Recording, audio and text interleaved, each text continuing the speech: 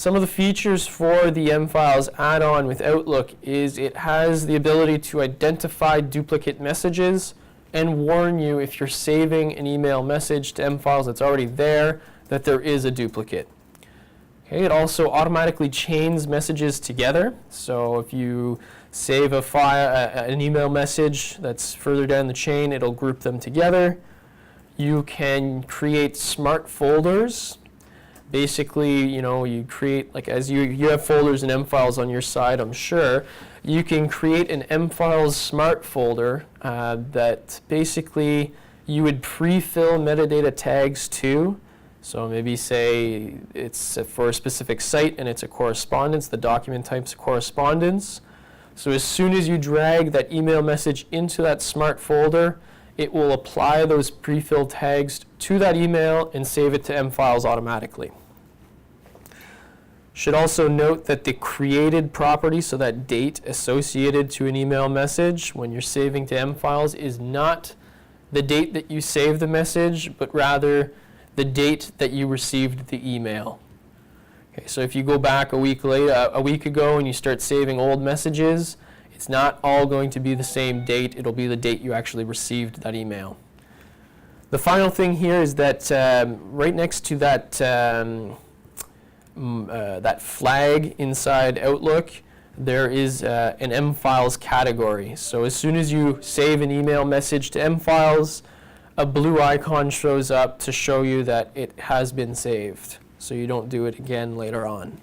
With email messages, it's quite beneficial to save the entire email message to mFiles rather than, because when saving an email message to mFiles, you can just save a text file of the message.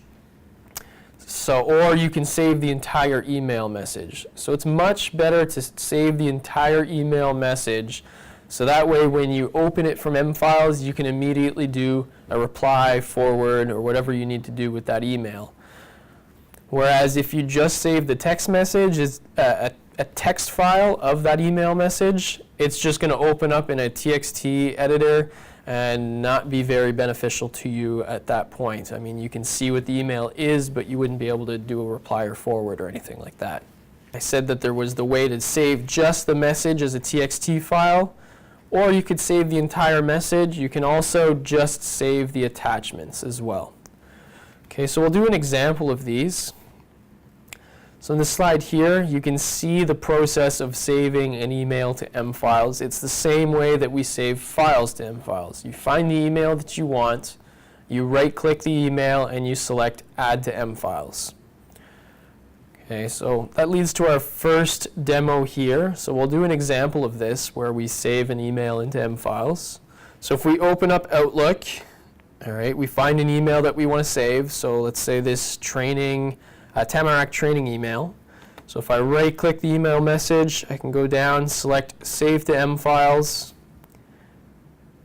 and that same metadata card window appears where we fill in what it is we know about that email message.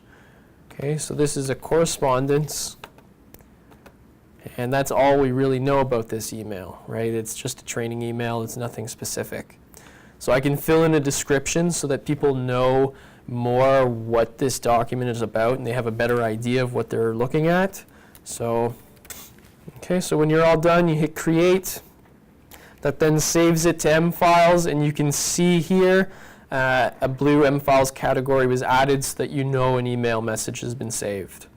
So if I try and save this email again, this warning comes up saying it already exists and warns you basically not to save it again.